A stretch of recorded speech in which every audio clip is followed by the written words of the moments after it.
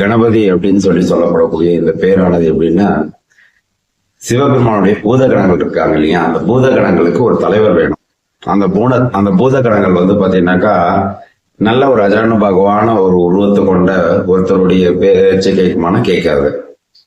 அவங்க வந்து தெளிவா சொல்லிட்டாங்க, நாங்க எப்படி இருக்கோமோ அதே மாதிரிதான் எங்க தலைவனும் இருக்கணும், அந்த மாதிரி ஒரு தலைவன் தான் மட்டும் தான் நாங்க பேச்சு கேட்போம் அப்படின்னு சொல்லிட்டு இது என்னோட இது ரொம்ப போச்சு அப்படின்னு சொல்லி சிவபெருமான் வந்து சரி ஓகே உங்களுக்கு ஏற்ற மாதிரி ஒரு தலைவனை நான் தரேன் அப்படின்னு சொல்லி குட்டையான கால்கள், குட்டையான கைகள், பெருத்த வயது, பெருத்த உடல், சிறுத்த தலை, இந்த மாதிரி உருவம் கொண்டு ஒரு உருவம் தான் உங்களுக்கு தலைவன் அப்படின்னு சொல்லி சொல்லுவாங்க.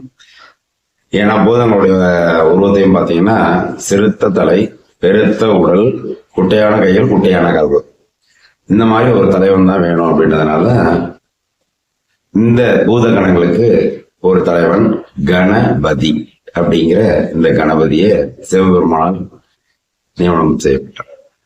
ஓகே, கணபதி பெயர் காரணம் சொல்லிட்டு அதுக்கப்புறம்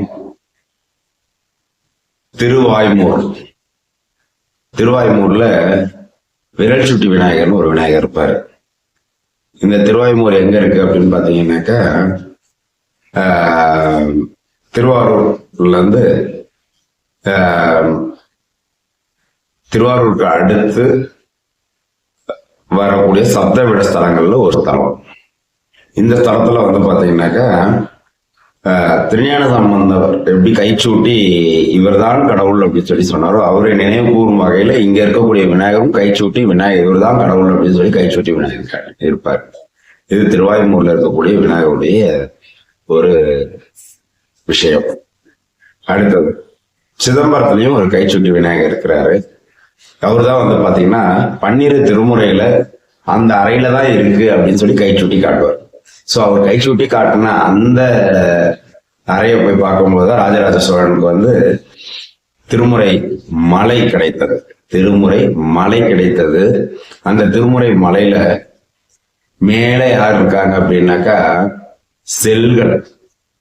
இந்த மலை மேல செல்கள், ஏன்னா திருமுறை வந்து கொஞ்சமா இல்லையா, மலை போல இருந்துதான். 49,000 நூல்கள், அதாவது பதிகங்கள் வந்து பாத்தீங்கன்னாக்கா திருநாவுக்கரசு பெருமான் பாடியிருக்காரு. அதற்கு பிறகு பாத்தீங்கன்னாக்கா 37,000 பாடல்கள் வந்து திருஞான சம்பந்தரால பாடியிருக்காங்க. 16,000 பாடல்கள் வந்து பாத்தீங்கன்னாக்கா சுந்தரரால பாடியிருக்காங்க. இவ்வளவு பாடல்கள் இருந்தும் ஆனா அதுல வந்து பாத்தீங்கன்னா சுவாமி நமக்கு